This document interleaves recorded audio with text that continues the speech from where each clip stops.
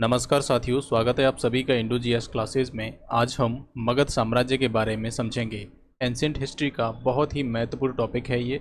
इससे पहले हमने 16 महाजनपदों के बारे में पढ़ा था। उसमें बताया था मैंने कि मगध जो था एक बहुत ही शक्तिशाली महाजनपद था। धीरे धीरे इसने क्या किया कि आसपास के जो क्षेत्र थे, आसपास के जो महाजनपद थे, उनके एरियाज़ को मिलाकर एक साम्राज्य के रूप में अपना गठन किया। तो आज हम इसी महाजनपद के बारे में समझेंगे कि कैसे मगध एक साम्राज्य के रूप में उभरा। 16 महाजनपदों में सबसे शक्तिशाली था। हम सबसे पहले बेसिक इसकी जानकारियां समझ लेते हैं। आरंभिक इसकी राजधानी जो थी वो राजगृह, जिसे हम राजगीर या गिरिब्रज भी कहते हैं।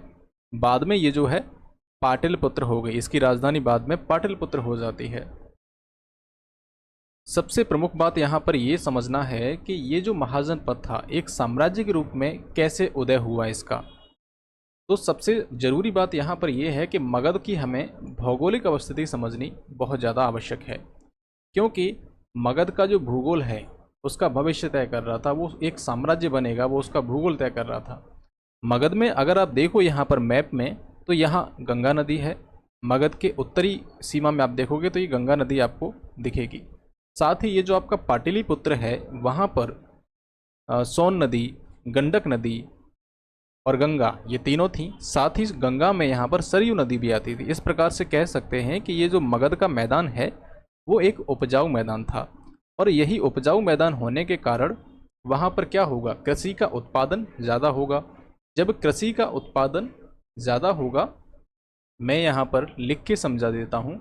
जब कृषि का प्रोडक्शन बढ़ेगा, कृषि का प्रोडक्शन बढ़ेगा तो जो कर है वो इजीली वसूला जा सकता है जनता से। तो कर वसूला जा सकता है, जिससे क्या होगा, राजकोष समृद्ध होगा। राजकोष समृद्ध होगा। जब राजकोष किसी राज्य के पास में बहुत सारा है तो वो एक स्थायी सेना रख सकता है। ठीक है, स्थायी एवं बड़ी सेना रख सकता है।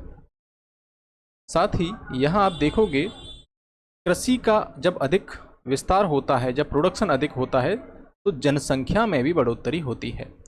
जब जनसंख्या बढ़ जाएगी तो वहाँ पर श्रम की उपलब्धता इजीली हो सकती है। किसी भी काम में किसी व्यक्ति को लगाने के लिए, श्रम करवाने के लिए इजीली व्यक्ति मिल जाएंगे। तो क्या होगा, उत्पादन की गतिविधियाँ बढ़ेंगी, शिल्प कर्म बढ़ेंगे और अस्त्र शस्त्र बनाने की चीज़ें, ये सारे जो शिल्प कर्म हैं, ये सारी चीज़ें बढ़ने लगेगी। तो कृषि जो है, उपजाऊ मैदान, इसके कारण हुई। साथ ही यहाँ पर ये इसकी जो दोनों राजधानियाँ हैं आपकी राजगृह और पाटलिपुत्र, ये सामरिक दृष्टि से, स्ट्रेटेजिक दृष्टि से बहुत ही महत्वपूर्ण थी। कैसे महत्वपूर्ण थी, अब आप समझिए। ये आपका पाटलिपुत्र है, पहले आप समझिए राजगृह। राजगृह जो था वो पहाड़ियों से घिरा हुआ इलाका था। इसे 5 पहाड़ियाँ घेरे हुई थी। ठीक है, इसलिए ये एक अभेद दुर्ग की तरह काम भी करता था। आसपास के जो कोई भी इनके राज्य होंगे वो इन पर अगर आक्रमण करेंगे तो उससे ये सिक्योर था। साथ ही अगर हम बात करें पाटलिपुत्र की, तो पाटलिपुत्र में आपको मैंने बताया कई सारी जो नदियाँ थी यहाँ पर थी। गंगा, सोन, गंडक, सरयू भी यहीं आकर मिलती थी। तो ये जो नदियाँ हैं, ये नदियाँ जो हैं यहाँ पर जलमार्ग का कार्य करती थी। ठीक है, जलमार्ग का कार्य हो रहा है, आवागमन इजीली हो सकता है, वस्तुएं एक जगह से दूसरी जगह आसानी से पहुंचाई जा सकती हैं। अगर हम कंपेयर करें सड़क मार्ग एवं जल मार्ग, तो जल मार्ग में जो है आवागमन थोड़ा आसान होता है। पाटलिपुत्र को नदियों की उपस्थिति के कारण यहाँ पर जल दुर्ग की संज्ञा भी दी जाती है। एक एग्जाम में पूछा गया था किसे जल दुर्ग की संज्ञा दी जाती है, तो वो है आपका पाटलिपुत्र, याद रखना। साथ ही यहाँ पर लोहा एवं कोयला, ये दोनों ही चीज़ें मौजूद थीं। जब लोहा है और लोहे को गलाने के लिए कोयला मौजूद है तो लौह उद्योग का विकास होगा। लौह उद्योग का विकास मतलब कृषि के उपकरण बनाए जा सकते हैं, अच्छे अस्त्र शस्त्र बनाए जा सकते हैं, तलवार बनाई जा सकती हैं। और इनके बेस पर क्या होगा, इनके बेस पर अगर कोई भी आक्रमण होता है तो उससे अपने साम्राज्य की रक्षा हो सकती है। साथ ही दूसरा काम ये हो सकता है कि हम किसी राज्य पर अपना अधिकार जमाना चाहते हैं तो युद्ध करेंगे, तो युद्ध में अस्त्र शस्त्रों की जरूरत पड़ेगी। वो किससे बनेंगे, लोहे से।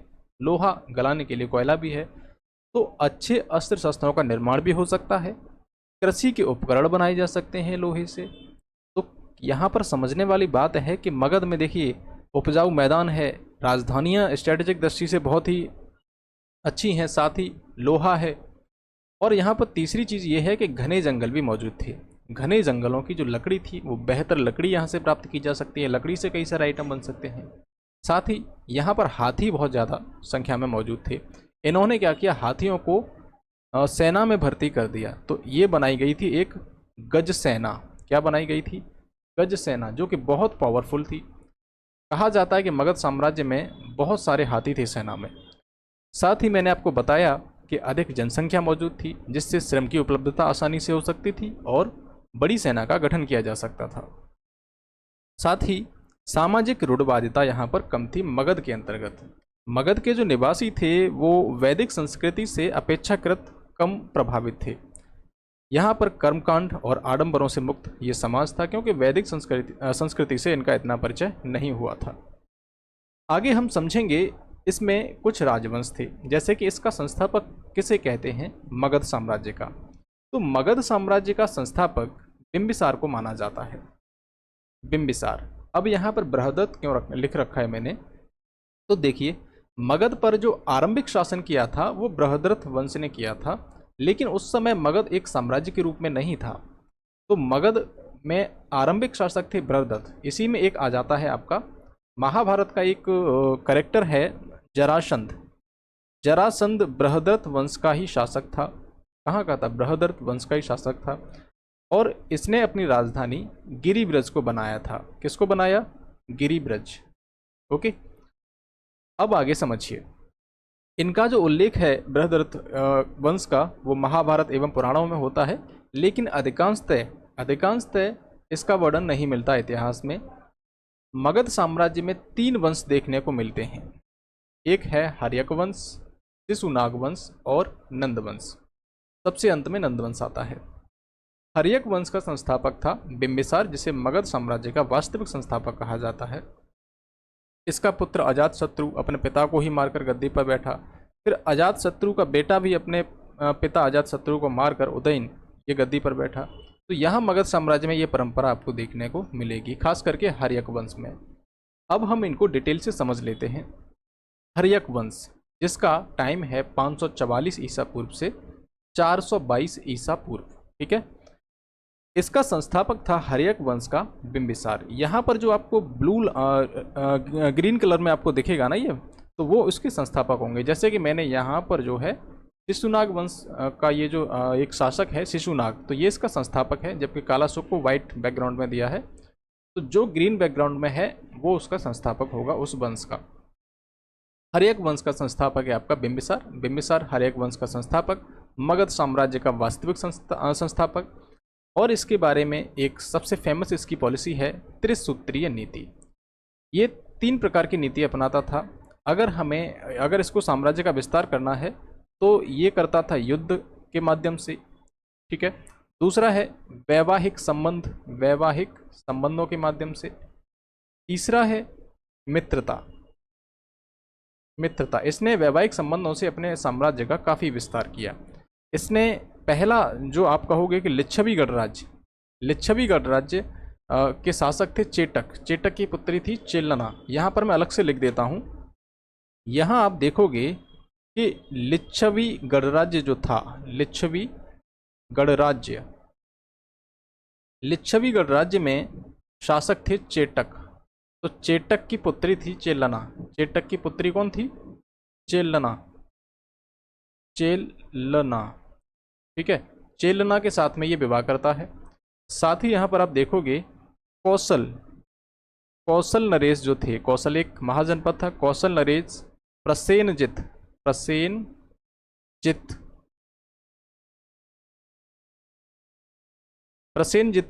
इसकी बहन थी।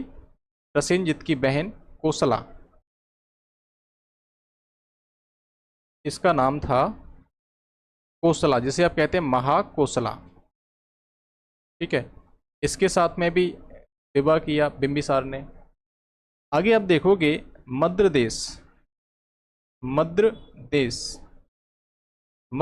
में इसकी राजधानी थी, राजकुमारी थी राजकुमारी क्षेमा।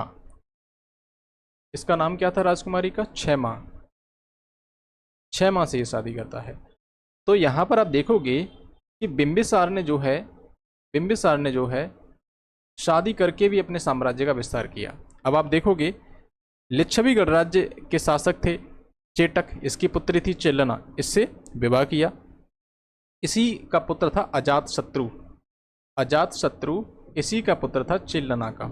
यहाँ पर मैं लिख देता हूँ अजातशत्रु, जो कि बाद में शासक बनता है बिंबिसार के बाद।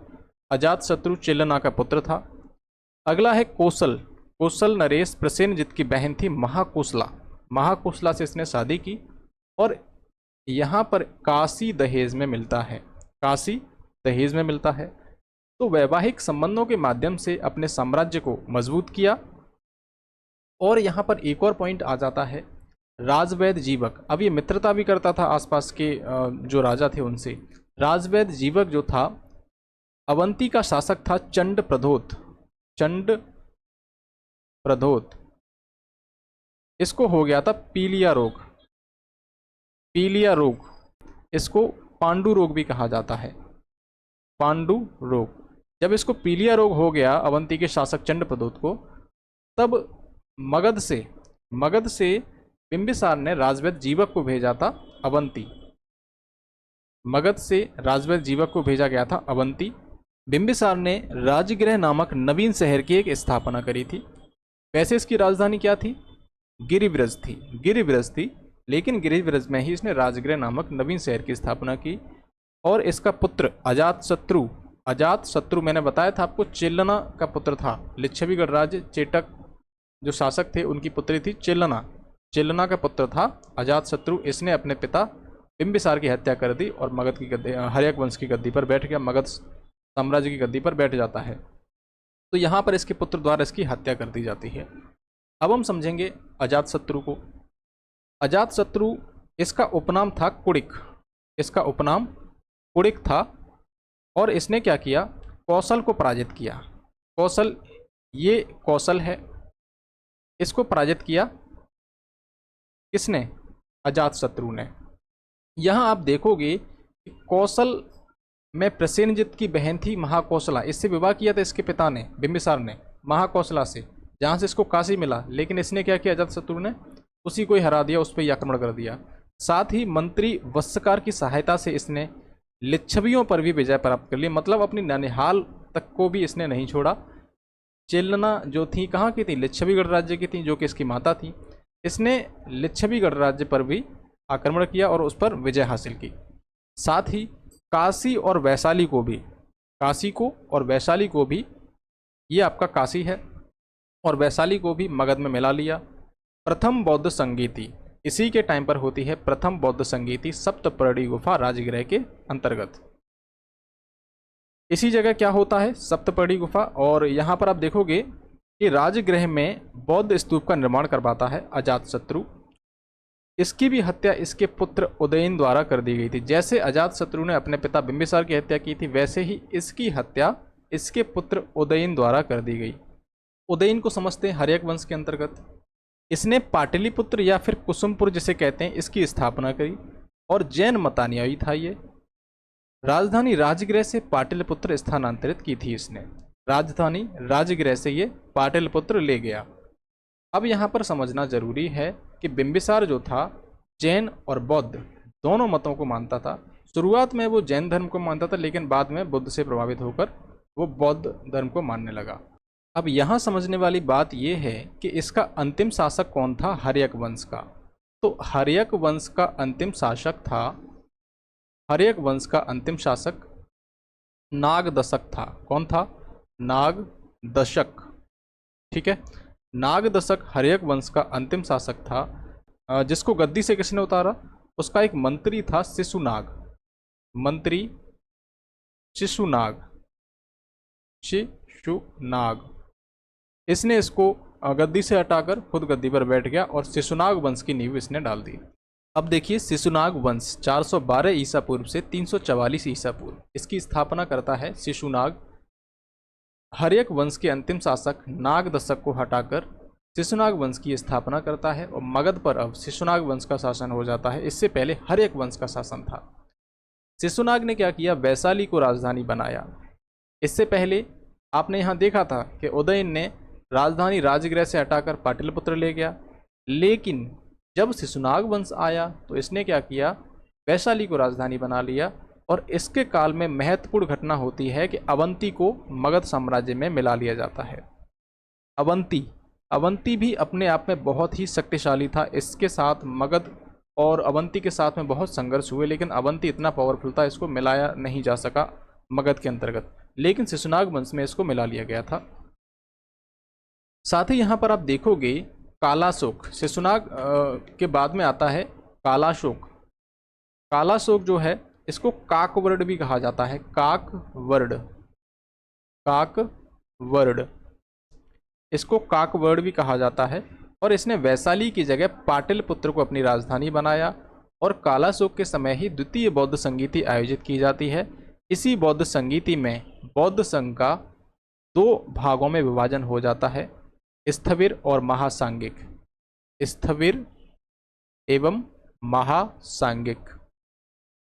ठीक है, तो द्वितीय बौद्ध संगीत का आयोजन कालाशोक के समय होता है, जो कि शिशुनाग वंश से संबंधित था।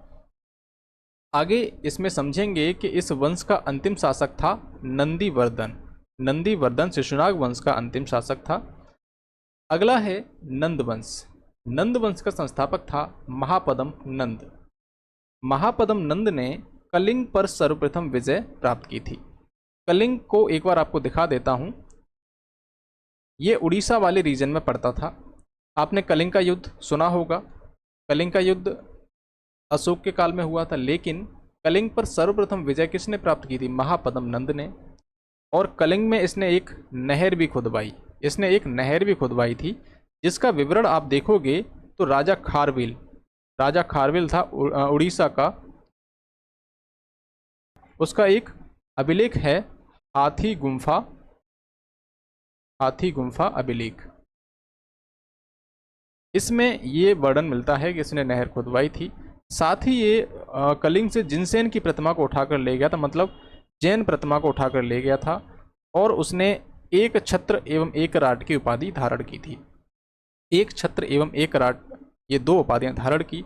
साथ ही पुराणों में इसको सर्वछत्रांतक, मतलब क्षत्रियों का नाश करने वाला, एवं भार्गव कहा गया है। भार्गव का मतलब होता है दूसरा परशुराम। ठीक है, दूसरा परशुराम, सर्वछत्रांतक मतलब क्षत्रियों का नाश करने वाला।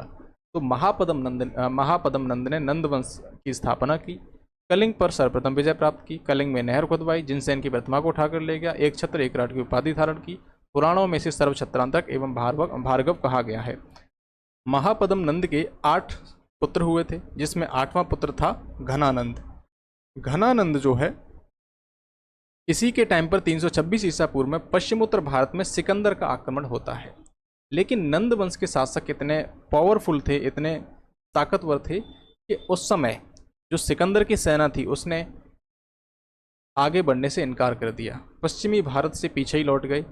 बहुत पावरफुल शासक थे नंद वंश में। लेकिन यहाँ पर ये जो घनानंद था, इसने जनता पर बहुत ज़्यादा टैक्स लगा दिया। जनता एक तरीके से आक्रोश था जनता के भीतर भी। तभी यहाँ पर क्या होता है कि ये घनानंद जो है तक्षशिला के एक आचार्य थे, जिनका आप नाम जानते हो, चाणक्य का अपमान करता है। लेकिन चाणक्य ने अपने शिष्य, इनके शिष्य का नाम क्या था, चंद्रगुप्त मौर्य, इसकी सहायता से घनानंद को हटवा दिया, मतलब इसकी हत्या करवा दी। उसके बाद में मौर्य साम्राज्य की स्थापना होती है।